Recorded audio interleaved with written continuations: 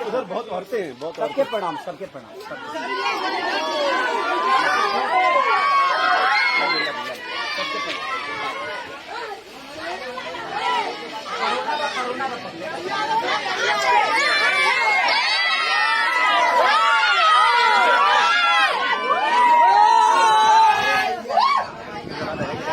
कैसा लग रहा है अखिलेश भाई आपको? बहुत अच्छा लग रहा है और ये दर्शक के प्यार है, उन्हें माई बहन सबको ही खड़ा वालों अखिलेश भैया की जलवा है। और जी साहब, हमारे खेसारी भैया के लिए बेताब फैन है, जिनके वजह से हम लोग हैं। और बहुत अच्छा लगा कि भैया भी जाके मिलनी, कब से वो लोग हाला करते हैं। बहुत देर से और भी भीड़ था भैया, कितने लोग चले गए? बहुत लोग चले गए, हम लोग सुबह से शूटिंग लास्ट में भैया को जाना पड़ा वहाँ पे। 25,000 पब्लिक थी अभी है। हाँ, बहुत लोग एक्चुअली क्या है कि हम लोग रूरल क्षेत्र में शूट कर रहे हैं, थोड़ा सा देहाती एरिया है और यहाँ बहुत लोग आ गए थे। हर जगह भैया का तो फैन फॉलोइंग है, ये है।